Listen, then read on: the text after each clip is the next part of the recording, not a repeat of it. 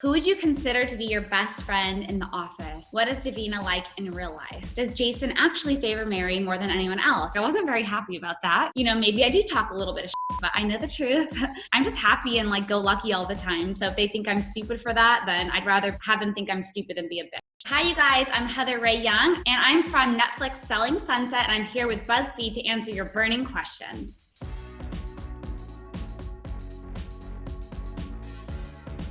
So first question, how did you end up getting into real estate and then the Oppenheim Group? So I was modeling and acting since I was about 21 years old. I did Playboy. That was my first modeling job I ever did. I started thinking what else do I want to do? I want to transition out of this industry and into something else. So I had friends that were in the real estate business and they're like, you're so personable. You have so many contacts. It'd be a perfect transition for you from that to real estate. And at first I was like, I don't know anything about real estate. I don't know anything about homes. My parents didn't teach me anything about it. And so I don't know, I didn't have interest. And I'm like, you know what? I can do this. I studied my butt off. I passed the test the first time and I sold a $7.2 million house and then a $1.5 million condo 2.5 months after getting my license. So I was like, oh, I got momentum. I can do this. And then I was actually showing a celebrity client one of Jason's listings up in West Hollywood, and that's how we met. I joined the Oppenheim Group when it was 2000, end of 14, beginning of 15, I want to say. Well, before it was even Selling Sunset, we interviewed for it. God, it's got to be 3 years ago now. And then Netflix ended up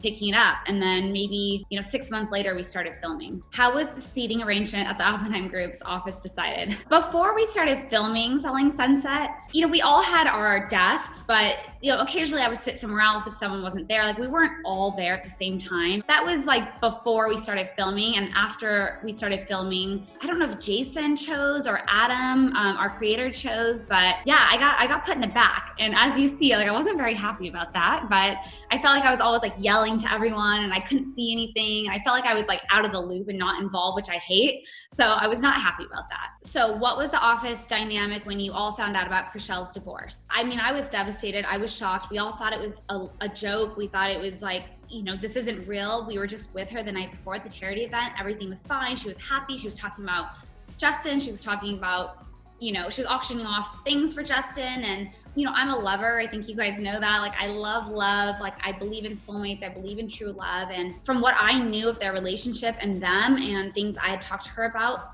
all I could see was love. So it was very devastating. It was very shocking and it broke my heart for her. And, I cried multiple times for her after that, after I was able to process it and talking to the girls, talking to Maya, because Maya's a lover too. Maya and I were really affected by it. And, it was really sad seeing Chrishell like that. And, she didn't deserve what happened. And the whole world, she had to find out the same time the whole world did. And, it's awful. So, it was devastating for everybody. How long was it until Chrishell returned back to the office after her divorce news? Did you talk to her at all prior to her return? Chrishell took a hiatus. I want to say maybe 2 or 3 weeks. She went back to go be with her family. Obviously, of course, I reached out to her. I sent her a text. I sent my love. I told her, I'm here to talk when you want to talk.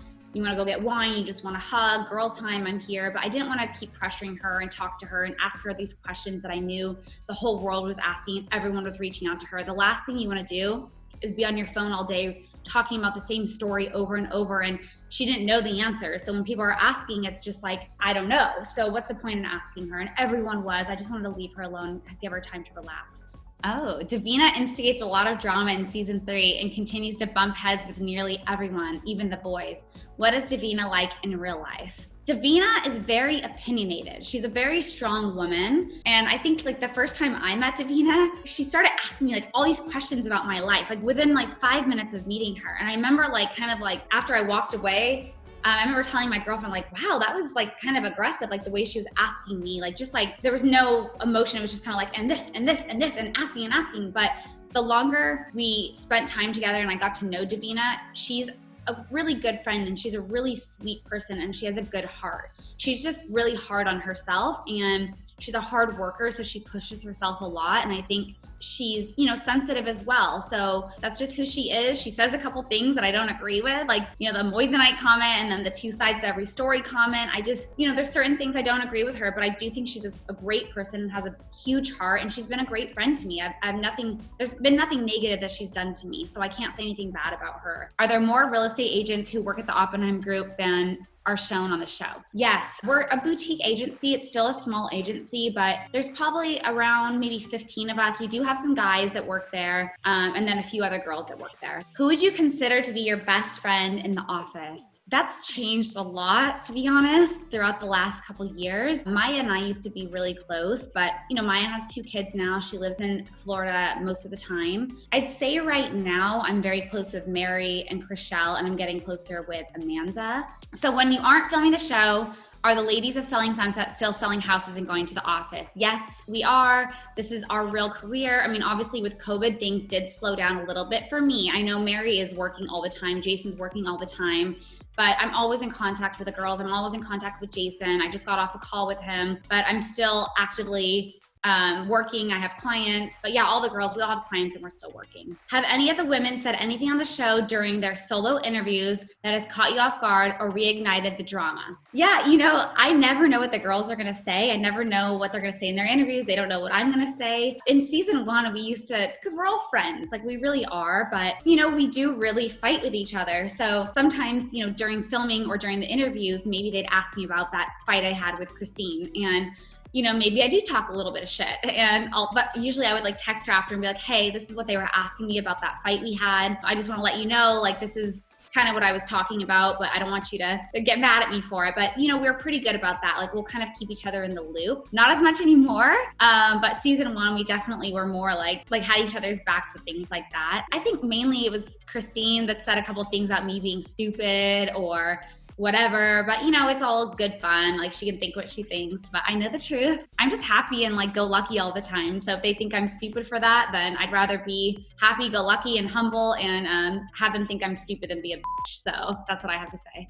So excluding myself, who is the best at selling houses at the Oppenheim Group and who needs the most work? Jason is definitely the best. He's our boss. He's been in real estate for, I think, 10 years. The one that needs the most work, I'd say probably Amanza, just because she's the newest real estate agent, and she was a designer turned real estate agent, and she's an incredible designer. So she's still learning, and it takes time, and you need to be mentored by someone. You need to, like Jason, he takes the time to help me. He takes the time to answer questions, and there's always new things in real estate. So there's still things I don't know. There's still things I'm learning. So you need to be with someone that can teach you. As a viewer watching season 3, it feels like the drama has torn the women of Selling Sunset into 2 separate cliques. Is that accurate portrayal of the office dynamic? Yes, I hate to say yes, but definitely the group has been a little bit separated, especially during filming season 2 and season 3. I'd say I'm pretty neutral in the middle, but as of lately, I've kind of, went over towards the Chrishell, the Mary, Amanza side. And, I still am friends with Davina and Christine. I don't relate to them with certain things lately, but, I'm neutral. I'm friends with all the girls, and I hope it stays that way. But there's definitely been a separation. So we all had a call yesterday. We're always on we all have a group chat, and we're all cordial and great with each other. It's just sometimes we have ups and downs, and we are a family. We are friends. Friends fight. Sisters fight. And that's kind of all of our relationships. There's contention in the office whenever it seems like Jason is favoring Mary. Does Jason actually favor Mary more than anyone else, or is it just for the cameras? I said this the other day, Mary works her ass off. Maybe in the beginning when she was first starting, Jason did give her some listings to help her out. But, he helps us all out. I don't want to discount how hard she works. She does work her ass off. I mean, she showed her wedding venue and sold that house. And, she's doing an amazing job, and I'm really proud of her. So I'm not going to discount how hard she works. And Jason doesn't feed her listings anymore. During your infamous open house at the end of season 2, Christine and Mary's friendship hit a boiling point. What are your thoughts on their evolving friendship? Do you think they will ever be best friends again? I still think back about that open house and how much that pissed me off, and very unprofessional for that drama to be happening at my open house. But I really don't see them being best friends again. I see them maybe mending a friendship, but at this point, I think they have a lot to talk about, and I don't think it's gonna happen anytime soon. Okay, so Christine tends to be painted as a villain in the series. Is that an accurate reflection of who she is when the cameras are not rolling? I know Christine a couple different ways. Christine and I didn't get along, even like when we were first filming season 1, and even when the cameras weren't on, before we even started filming Selling Sunset. She didn't like me for whatever reason or another. I don't know why. She didn't even know me. I didn't know her. But over time we did get closer, and there was a period of time when her and I were very close. And I spent one-on-one quality time with her, and I got to see a different side of Christine. She has been different than that Christine that I know, but I know her where her heart is, and I know that she's a very sensitive, loving person. But I think her insecurities bring out a different side in her, and maybe it's her way of protecting herself. I don't know. But sometimes it confuses me. So I don't really know where we're at right now, but I'll always care about her. Is Amanza still late to everything? I actually had Amanza on my podcast yesterday. I have a podcast called Flashbacks, and Amanza was early. And I was like, I'm so proud of you. It's been something she struggled with her whole life, and she's an artist. She's a creator, and she hasn't had to be like real estate. You have to be on time. You have to be very professional. You have to follow up with your clients. You have to get there before your clients and make sure everything's set up, especially when you're dealing with multi-million-dollar homes. And I don't think Amanza knew how to transition from her designer world to the professional real estate world. But I think we all gave her a lot of last season, and there was a couple times when we were filming, we were about to have like an office meeting, and Amanza was like an hour and a half late.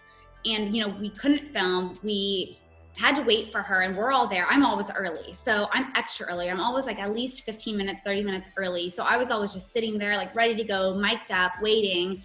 And this one day in particular, Amanza was an hour and a half late, and Jason lost it. He was just so pissed off. I think you see that in season 3. It was disrespectful. And I think we gave her so much shit. And like yesterday, she said we came down on her hard, and it actually was a big wake up call for her. I'm a little bit more easygoing with her because of the stuff she was dealing with that I didn't know she was dealing with all that stuff at the time. So maybe we're all hard on her, but she's learning and she's getting better. That's all that matters. In season 3, you and Amanza successfully worked together on selling a house. Do you regret your season 2 argument during her first day at the office? I don't regret that because that's how I felt. And the words that she chose were if and when Tarek and I break up. That's basically insinuating that we're breaking up.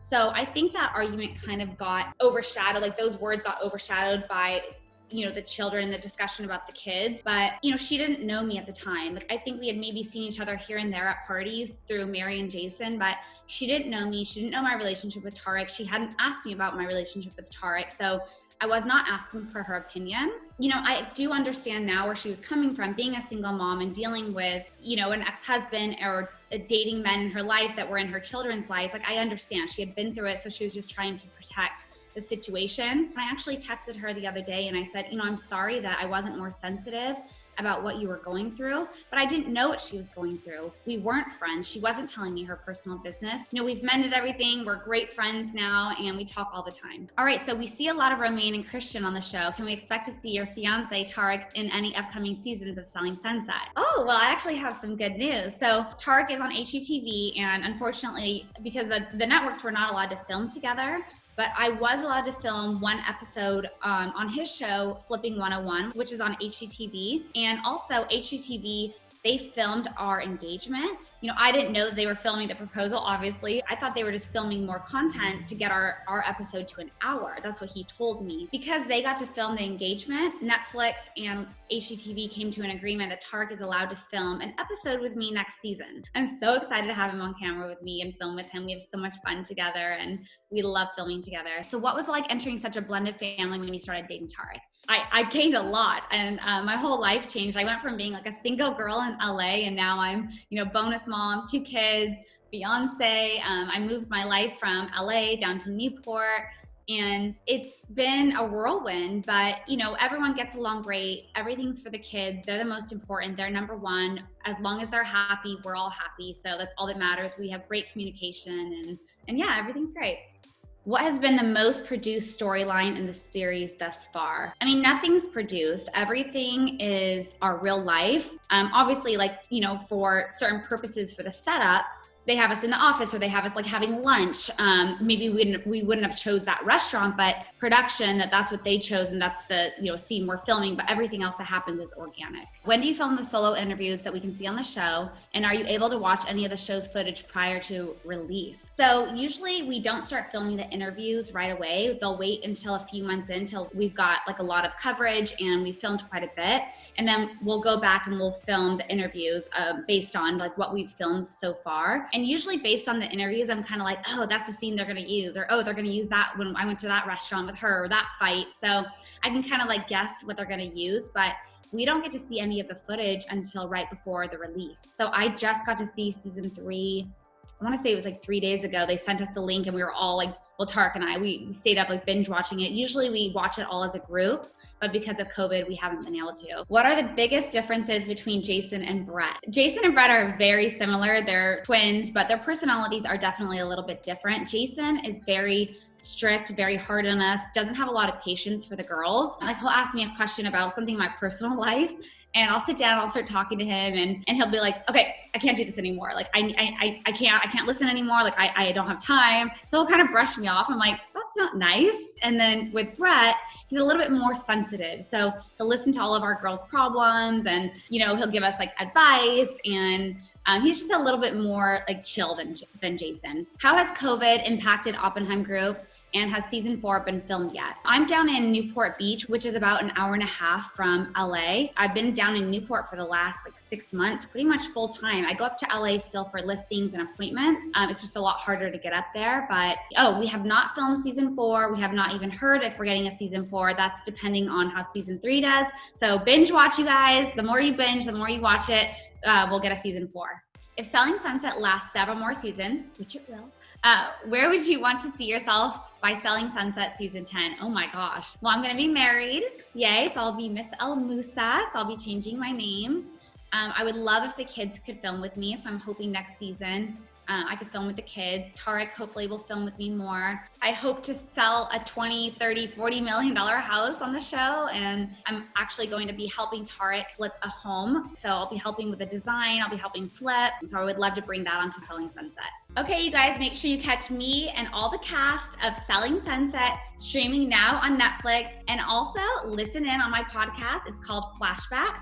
It's so fun. I get a bunch of girls in. We talk about our past. So it's really fun, lighthearted, and I would love for you guys to listen.